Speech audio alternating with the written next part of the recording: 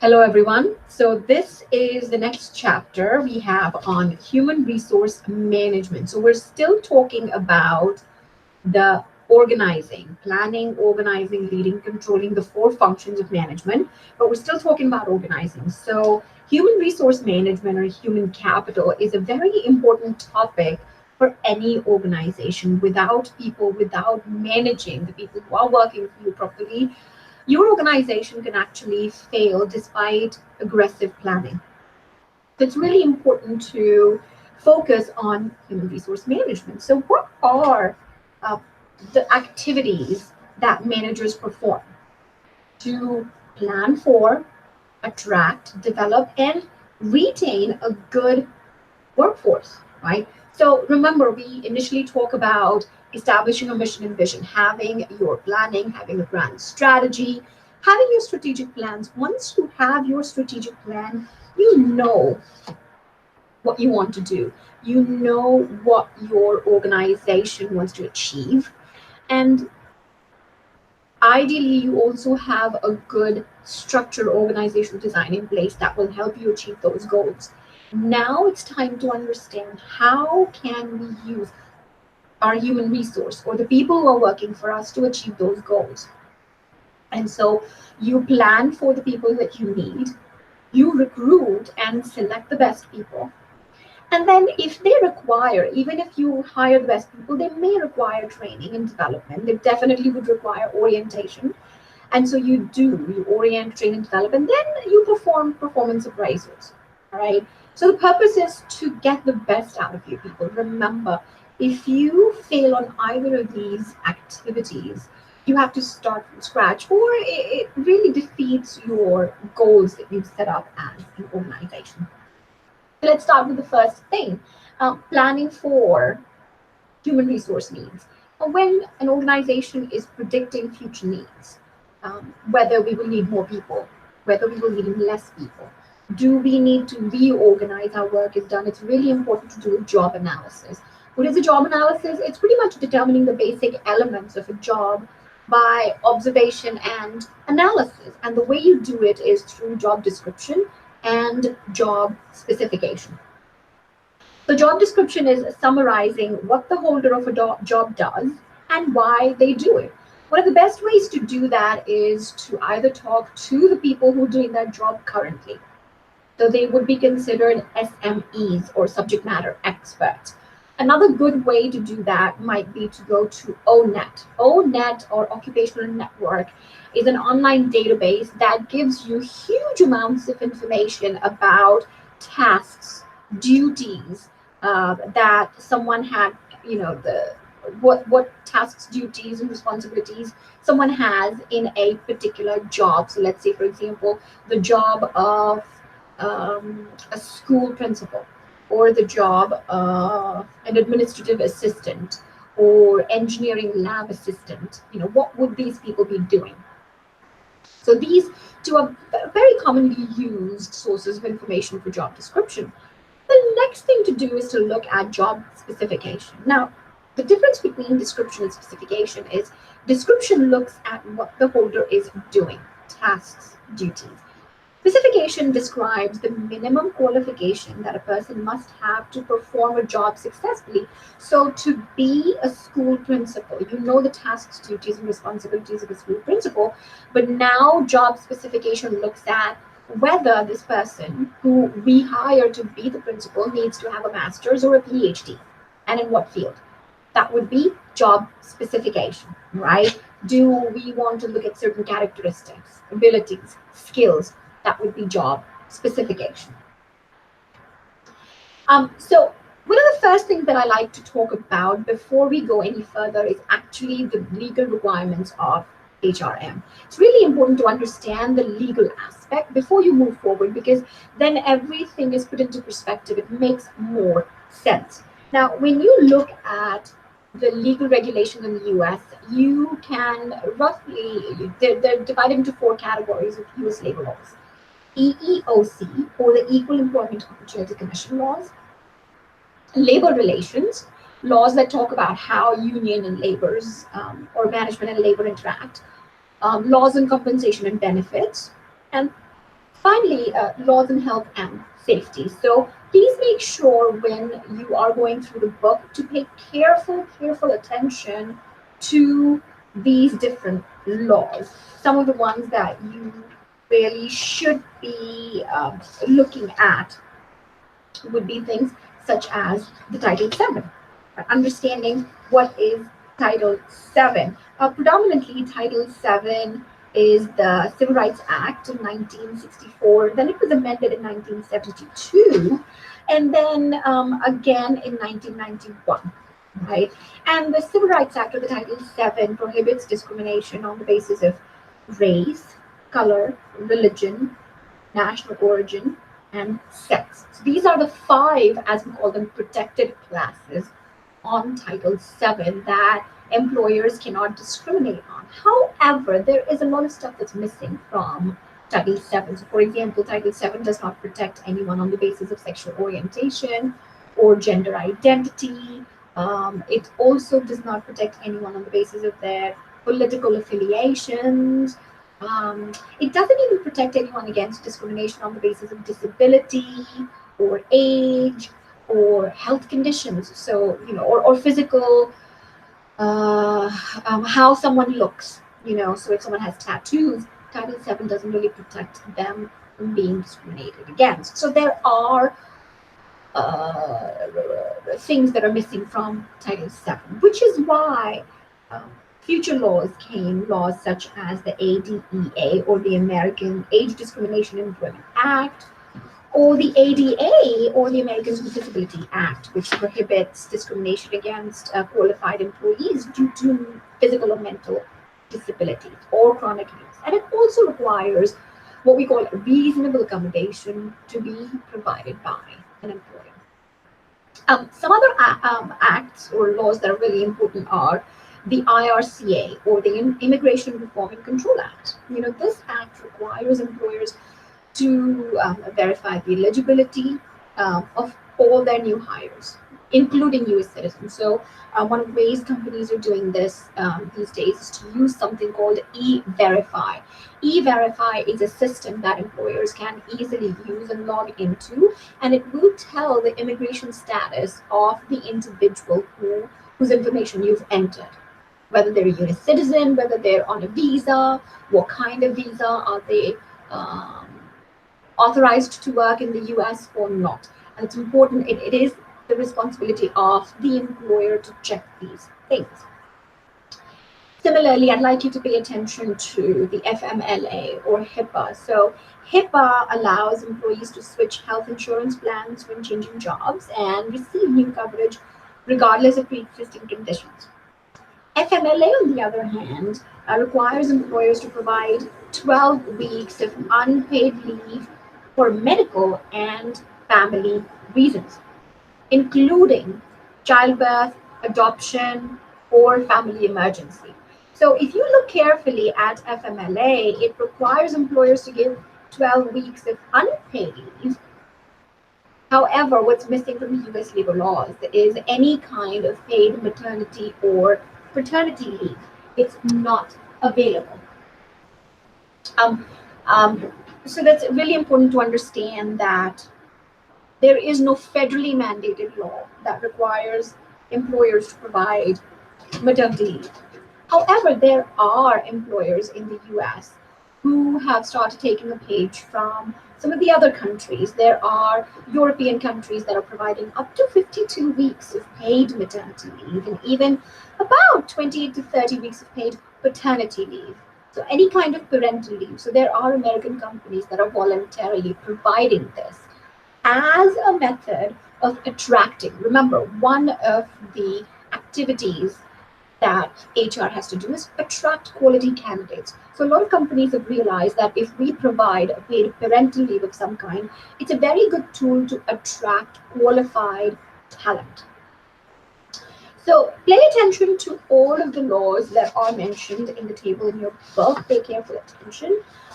When you're being tested, you want to make sure you're very clear about the differences in what law does or provides what accommodation to employees. Once we've talked about the laws, it's really important to understand workplace discrimination. Now, there are two different categories of workplace discrimination: disparate treatment and disparate impact. And a lot of times people confuse these two because they do sound similar. However, let me quickly go over them so you understand what the difference between the two is. Disparate treatment refers to differing treatment of individuals based on their race, sex, color, religion, national origin, age, or disability. So, pretty much any of the protected classes from Title VII, from the ADA and the ADEA, right? And disparate impact refers to a condition in which employment practices are seemingly neutral yet disproportionately exclude a protected group from employment opportunities. They sound similar, don't they? Well, what's the difference between the two? It's the intent. Disparate treatment is when there is a clear-cut intent on the part of the employer to discriminate. Disparate impact is when there is no clear intent. So let me give you an example of disparate treatment. Let's say, for example, suppose a company refuses to hire women with school-age children because they claim the women will be frequently absent because they have child-rearing responsibilities. But yet they hire men with school-age children. In this situation, women are the victim of disparate treatment, right? So this company is deliberately discriminating on the basis of sex. What would an example of a disparate impact? So let's say, for example, the police police department in a particular state, during their recruitment, they only select candidates who have a minimum height of 5'6" or above. People who are taller than 5'6" are the only people who can apply to be police officers in this particular state. Well, they're not really discriminating against anyone based on race, color, sex, any of those things, are they? Not, not intentionally. But can you see how a requirement of a minimum height of 5'6" might be discriminatory? Well, it might be discriminatory towards women. Average height of women can range from 5'3" to 5'5". So it might discriminate. It's actually going to discriminate most women, and only rare women are going to be hired by this department. At the same time, it's also discriminating against certain races. So average height of Asian men is 5'4" to 5'5", sometimes 5'6". However, it's discriminating against Asian women as well as Asian men. So even though the company didn't, or the state department didn't go out to seek out to discriminate against people, their employment practice has unintentionally disproportionately excluded a certain class. So remember, the difference between the two is intent or lack of intent. The next kind of workplace discrimination is sexual harassment. Some of you who are already working may have or should have gone through sexual harassment training through your employer.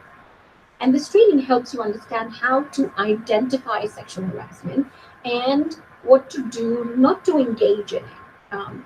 So what is sexual harassment? Plain and simple, it consists of unwanted sexual attention that creates an adverse work environment. Any kind of unwanted sexual attention. It can be categorized into two different types of sexual harassment. The quid pro quo. The quid pro quo sexual harassment simply means this for that. So if a manager tells their subordinate that if you date me or if you go out on a date with me, I will give you that promotion. That's quid pro quo. This kind of harassment is tangible and it produces tangible economic injury to the employee. So now the employee is pushed in a corner. They have to go out on a date with this boss to get that promotion. Or otherwise, no matter how hard they're working or how well they're working, they will not get the promotion. Hostile work environment refers to offensive work environment. So It's slightly different from quid pro quo. In a hostile work environment, nobody is really saying, well, perform a sexual favor for me, and then you can keep your job. Um, but the environment is such that it produces unwanted sexual attention. So, for example, people making sexual jokes or putting up sexually suggestive posters or pictures, or saying things that allude to sexual nature. So it's really important for employers to understand what sexual harassment is and to avoid it. One of the biggest things that employers have to be careful of and cognizant of is that if a supervisor is engaging in sexual harassment, it's not just the supervisor who is liable or responsible, it's also the organization, which is why a lot of organizations are spending time and money training people to ensure nobody engages in sexual harassment. Sometimes I've had students and clients ask, well, sexual harassment, all these sexual harassment policies make me think, well, maybe I should just shut up and not talk. A plain rule of thumb is if you think you're going to say something that you believe might upset someone or be considered as harassing, just don't engage in that behavior. Plain and simple. Asking people, co-workers out on a date can be tricky, especially if you're in a supervisory position. So be very, very careful when you are engaging in romantic relationships at work and understand your positions and the power inherent in that position. Now, once you understand the labor laws, employment laws, and discrimination, now I'd like to go forward and start talking about actually recruiting and selecting the best candidates or the best talent. Recruitment and selection, plain and simple, means putting the right people into the right job. What is recruitment? It's the process of locating and attracting qualified applicants for a job, right? You're just trying to attract the best talent. And a lot of times people think of diversity and they think of diversity in their selection procedure. Well, if you've done a very good job in your recruitment, and if you have recruited from diverse sources and diverse populations, chances are that you will end up with a very, very diverse pool of candidates. And so you will not probably have to change your selection criteria, right? So do a good job in your recruiting. Look and see if you're a company that thinks, you know what, I have a very low proportion of female workers in my organization, or I have a very low proportion of minority workers in my organization. It's really important to understand, where are you recruiting from? Are you recruiting internally from within? Are you recruiting externally? Are you going out and finding fresh ideas, fresh talent, right? There's no one better recruiting or best recruiting method, internal or external. It depends on your goals. If your goals are creativity, it would be strongly suggested do external recruiting, bring new ideas, bring new people in that will change and shake up things. If your goal is employee development, and you have a clan culture that we talked about earlier, it's really important to engage in internal recruiting. One of the recruiting tools that a lot of times companies use, and they really seem to reap the benefits from, is an RJP, or a realistic job preview.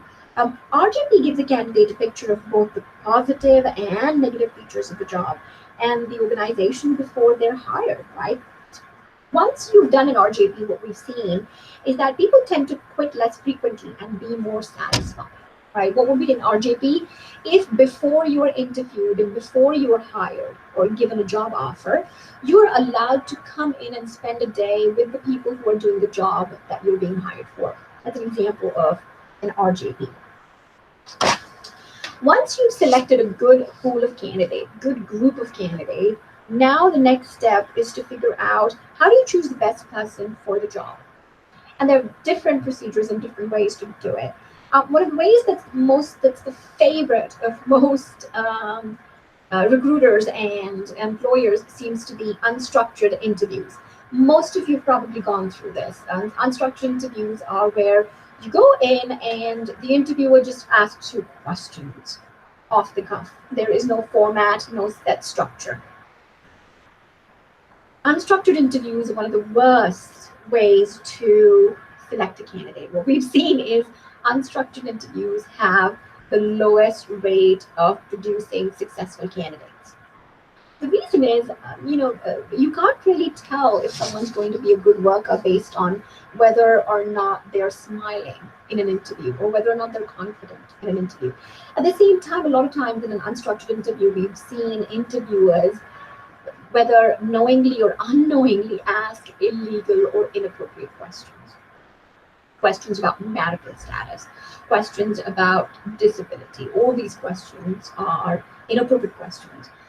We've also seen in unstructured interviews a lot of bias creeps in. If you hate, let's assume that you hate a particular class of people, or if you dislike, let's say, Indians, and you're interviewing someone who's from India, whether you do it knowingly or not, your personal bias might creep into it. So unstructured interviews are one of the worst ways to choose someone. In fact, if I had to give a suggestion to organizations, it's do away with the interview. You don't get anything from the interview other than just getting to know what the person looks like or sounds like, right? A better thing to do would be to have behavioral work samples that are very bottom, right here at the bottom, work samples, and or have employment tests. Now, you notice I've skipped structured interviews. Structured interviews are not bad, all right? You could have a structured interview where you ask people questions, situational questions that begin with, what would you do if? Or tell me about a time when you had to lead a group of people. These are good questions, situational questions, behavioral questions, definitely better than unstructured interview. Again, though, interviews are really, really notorious for being biased. And people can lie in interviews. So it's best to have big work samples. So, for example, in my job, I teach and do research, and a few potential employers have sometimes, during my interview, instead of just sitting down and asking me questions, they've actually asked me to teach a class. That's a work sample. I'm given an hour and a half to stand in front of the class and teach it. There's no better parameter to see whether I would be good at my job or not. So those of you who may have been asked to do a little portion of the task that you will be doing once you're hired, it's a work sample. Employment tests, you can have different types of tests. You can have tests of ability, tests of performance, tests of personality. A lot of banks these days are giving tests of integrity. As we go to the chapter on individual differences, you will see different tests like Hexago and Big Five that are being used for hiring. The thing that you have to remember is they have to be good tests. And how do you determine a good test? Well, don't take one of those tests floating around on social media that tests you on which Game of Thrones characters you are. No, those tests are not good tests. They're not tests at all. You need tests that have been developed by trained psychologists and that have rigorous characteristics, high reliability, and very high validity. Don't just pick any test. Pick one that's been developed by a psychologist. It's being administered by psychologically trained test developers, right? And the reason is you need a test that could be legally defensible, that will be legally defensible, which means if you use an employment test and you use the results of that test to hire people or fire people or to promote people, you should be able to sit in a court of law, be able to defend. And the only way you can do it is by using tests that have really high reliability and validity. A lot of people sometimes use tests like MBTI for hiring and firing. Please do not do that. Myers-Briggs Type Inventory is not a test for employment or selection or promotion. It's not a test of personality. And so it's really important to understand that it has limitations. The best advice that I can give you is when you're choosing employment tests is find an industrial organizational psychologist or an organizational psychologist who are trained extensively on employment tests. If you can afford the money, do that. If you can't afford the money to have employment tests, look at work samples. They're really, really good indicators of future success. Once you've hired people, now it's time to look at, do they need training? And training is three kinds, right? So let's look at orientation versus training versus development. So what is orientation? Well, orientation is what you go through during the first day or week at work. Someone will walk you around, show you where everything is, show you how to do your job so that you can get settled in. So for my job, usually orientation requires being shown around the building, the classroom setup, being told what are the policies and procedures of the university, and all those different things. They help with orientation. Training, what is training? Well, training is different than orientation. Orientation is for newcomers, helping newcomers settle in and do a good job with their initial performance. Training is giving technical and operational education to employers to improve their current jobs. So, for example, I'm teaching this class, and a new version of Blackboard or WebCT or any of the learning management software comes in, and my university provides me an opportunity to train on this new software because I will be using it. That's training, right? So, training is giving you education, technical or operational, to improve your current job. There might be holes in your information or in your skills, so training fills those holes.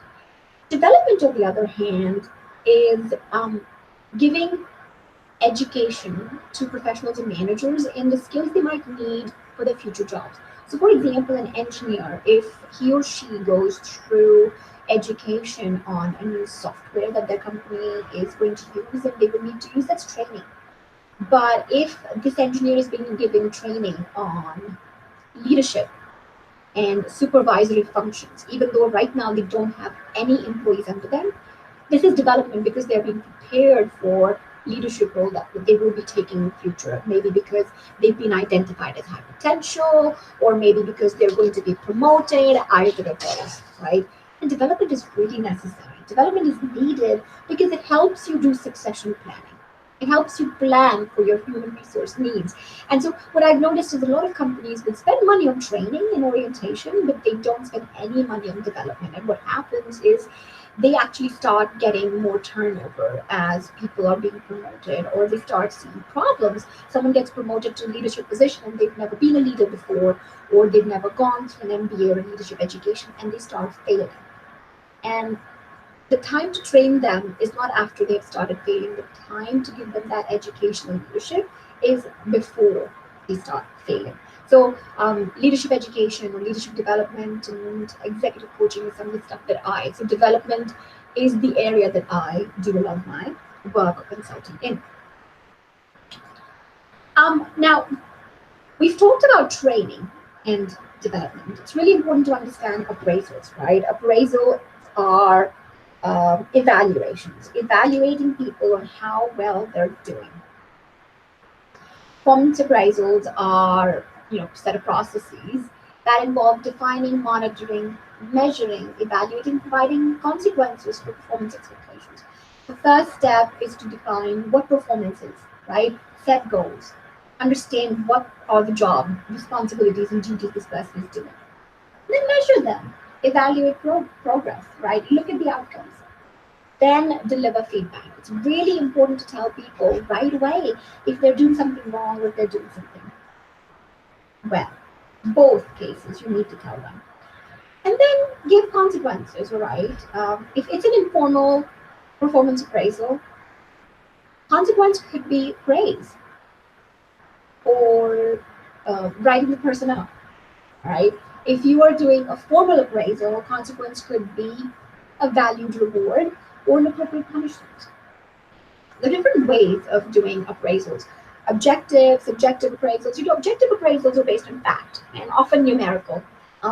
If you have sales goals, did this person reach the sales goals? They're easy to measure and they're harder to challenge legally. But the problem with objective appraisals is it only looks at results. It does not look at actual behavior. So let's say, for example, You are evaluating the performance of a car salesman. If you're only looking at how many cars this person has sold every single month, you're not really looking at their behavior. Are they good to people? Are they someone that potential customers enjoy talking to? Are they someone who's a good team player? What about factors that might affect objective appraisals? For example, if it's a very bad economic time, this person may not sell as many cars. Does that mean that they're not doing a good job? No, not really. So there are limitations to objective appraisals. Subjective appraisals are based on managers' perceptions of employees' traits and behaviors. Um, Upside of subjective appraisals, it looks at traits and behaviors of an employee, right? So BARS, BARS, or behaviorally anchored rating scales, is one of the examples that are used for subjective appraisal, where manager rates employee on performance according to scales of specific behavior. Um, but the problem with subjective appraisals is that it is not that easy to measure, and it's not really necessarily always based on facts. So, what's the best thing to do? Do a combination. Use objective and subjective appraisals. Um, Another one of the ways companies do appraisals are using 360-degree feedback. And a 360-degree feedback, it's not just your manager who's evaluating your performance, whether you're doing a good job or not. It's every single person or every single category of people that you are interacting with.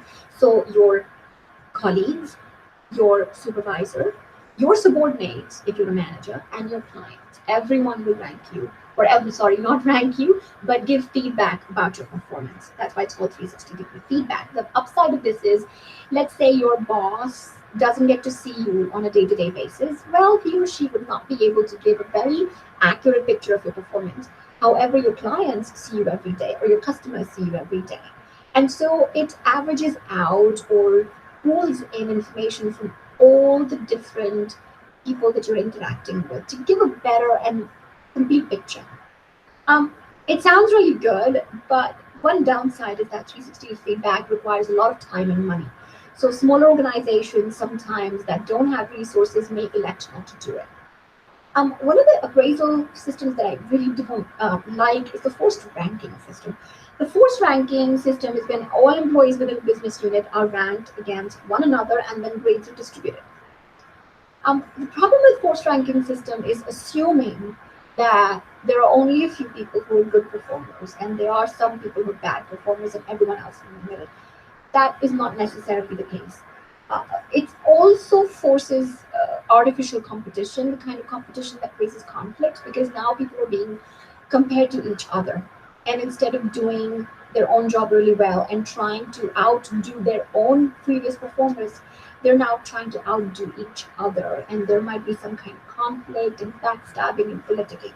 So forced ranking really isn't a good system. It's better to either do a 360 feedback or do a combination of subjective or objective appraisal. One of the issues that HR deals with in a lot of organizations are labor management issues.